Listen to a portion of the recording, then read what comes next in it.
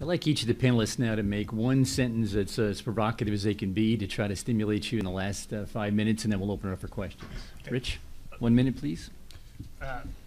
I had to share quickly. Have to share my unrealistic goal, though. That's not going to happen in 3 years. Is to completely pay off the college tuition debt that we've racked up over the last 8 years. I don't know how many of you wrote that down as one of your goals. My only strategy I can think of is I'm going to officially surrender to Sallie Mae, and maybe they'll take care of me. I don't know. But here's my provocative thing. Write down this: 50, 50, 50, and 50. 4 50s. 50% of 12th graders leave high school without the career and college counseling that they and their families need. 50% of schools have not fully implemented the career development components of what we're calling the Ask a National model. 50% of counselor time is not devoted to delivering high quality career and college counseling services. And I was looking at this on some IES demographic data. 50% of young adults during the first 5 years after they've graduated from a 4-year college are not employed in a career that matches their long-term interests and goals. They're just passing through, okay? After spending $200,000 for a 4-year degree? Okay, come on now. So what I would say is it costs everybody. Better career pathways, counseling, and planning would greatly reduce this number. That's a hypothesis we could test. Thank you. Lourdes. I thought about this a long time. Went through a variety of different things. And what I would say is examine your expectations of your students. Examine the expectations of your teachers, your staff, your counselors, everyone of your students. What are your expectations of your students based on who they are, whether it be socioeconomic background, race, ethnicity, behavior? What are your expectations? Because your expectations of those kids is going to influence what you do, how you do it, and what you see as possible. It's going to influence what your priorities are. It's going to influence how you interact.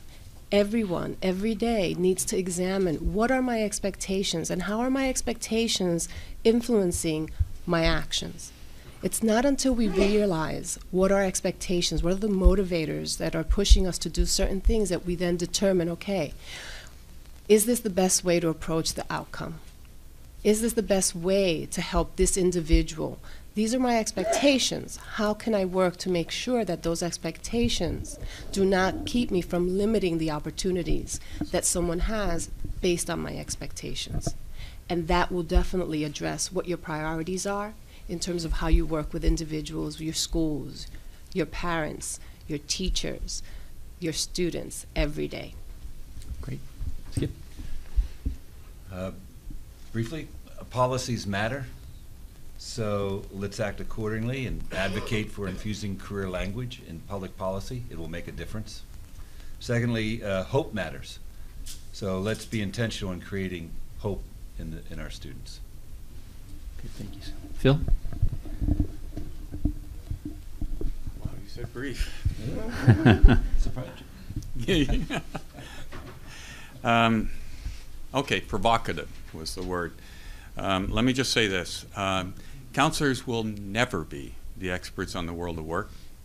Teachers will never be the experts on the world of work. Parents aren't the experts. That's blind leading the blind more often than not, because most of them didn't find their dream career.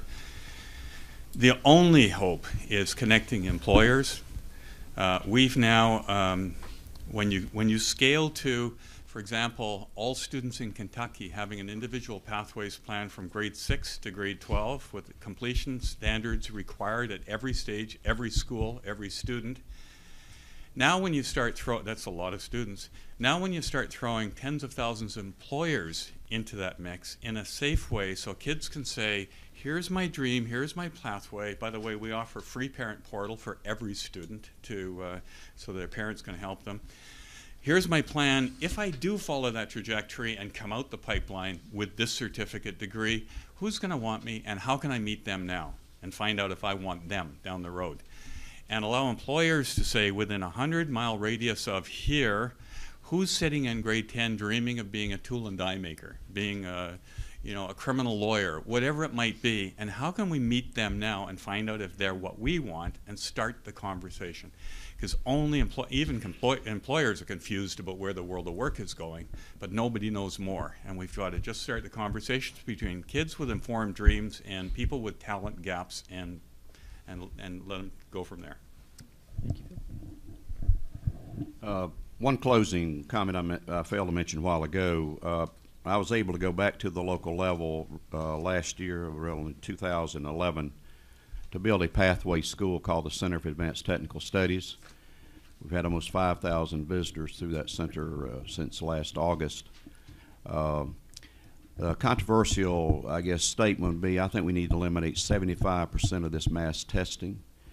I think it would free up guidance counselors to do their jobs and move toward assessment of end of program, of end of course, that prepares students. It gives them a barometer of their skill sets, of what they know and can do, tied it into career guidance and development, so that the focus becomes on an outcome rather than the education for more education. The system has to be changed, and it's got to be changed sooner rather than later.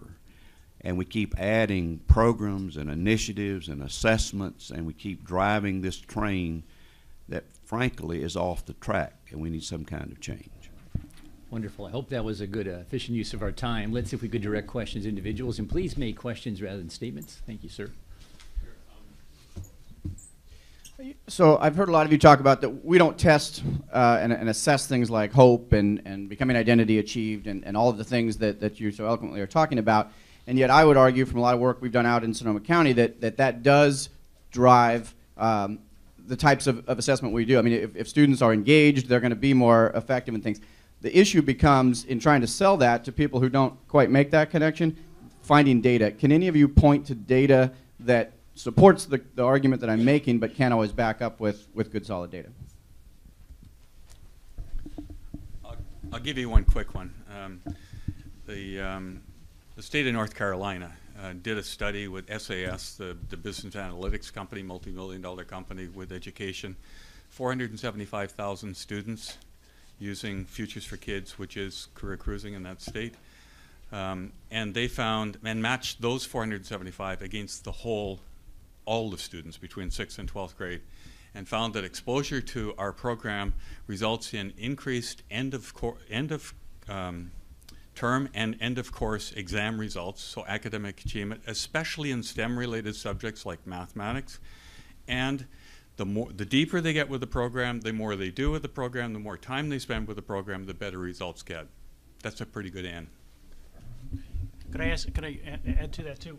There's a ton of research out there, and I'd be happy to ship you a bunch of things and little self-promotions. I wrote a book in 2004, and it was titled Career Development Across the K through 16 Years, and summarized that. Social cognitive career theory, for example, there's a lot of research about self-efficacy, and hope is one of those consequences of those kinds of things. So, and there are ways to measure it too. So I'd be happy to share that. Yeah. I think we all agree with everything that's been said. The issue is, because policy does matter, how do we get No Child Left Behind reauthorized so that the words career development, career awareness, career guidance are all embedded and checked, and we are as accountable for that as we are with all these crazy people running around with clipboards saying it's Tuesday, you have to be on page 27 in social studies because testing is coming up and we're in program improvement. What do we do? Who needs to do it? How do we get it done? It's a tough one. We do it together, I think. And that's the value of coming to something like this, that we've not been talking to each other, and if we come together, we stand a much better chance of doing that. Because, and there's a lot of good reasons to get behind and support this. So we need to articulate those and then fight for those together. Yeah, I would just say I think we need to build coalitions that of groups that have a vested interest in this, who are willing to work together. And there have been a couple of meetings in D.C. hosted by the Center for American Progress related to that. And but it's slow going. And part of the problem rests with some of us who represent the groups that we represent in terms of counselor educators and people that do research in this area and so forth, in that we're not aggressive enough about getting the important data out to folks. A lot of our research tends to focus on theory validation rather than important return on investment outcomes. And so I also think we need to shift our research to address ROI more clearly, and then communicate that information more aggressively, working together to convince those who create policy. Thanks. I just want to add a comment to this. I don't know, for those of you who were in the federal session yesterday, just a practical response on this. Jay Notes, the Deputy Secretary of Labor, talked about the fact, particularly with so many new members of Congress, they don't actually always fully understand how policies are intertwined, and how, for instance, WEO reauthorization and ESEA authorization might work together or at cross purposes. And one of the most important things that she suggested is getting in front of members and really helping to educate about what the key issues are. You know, why Perkins matters, what kind of impacts it's going to have. And I think from a practical perspective, if we've got 50 states represented in this Pathways effort, if every state took responsibility for trying to educate their key legislators, particularly those on the HELP committee or others, we could make some significant progress at the policy level. If quickly respond, and I think it's our messaging too. You know, how many of you heard the public agenda study a couple of years ago? Can I get a little advice here? Homer Simpson, all of that. You know, about half of their sample from 20 to 30 said, well, the counselor really never took the time to get to know me. But the other half of the sample said the counselor took the time to get to know me and cared about my learning. And if you look at the report, that half had all the better outcomes. See, to say, well, look, you know, it's like when you get this, there are clear connections, and we need to focus on that message and to say there is data out there that's suggestive of this. Can I make just a response to Barb and others? I almost think most of the time we need to lose the term guidance and lose the term career development, because eyes glaze over with career development and guidance has got a bum rap that I don't know if we can fix. It's almost like every kid deserves to leave the system with informed dreams, plans, and connections. That's what we're talking about. This is going to take national leadership. I'm so glad Harvard has stepped up to the plate. I think Ron and Bill, you know, fantasize about changing the world too. And also, I just want to quickly say, we keep talking about best practices, but I don't think we've got a clue what we're talking about there, because all we're talking about is new practices. If it's new enough, we want to look at it. We don't seriously look at those best practices that have staying power that we need to be building on. We don't need 10,000 things. We just need a few good things done well. One more question, I believe.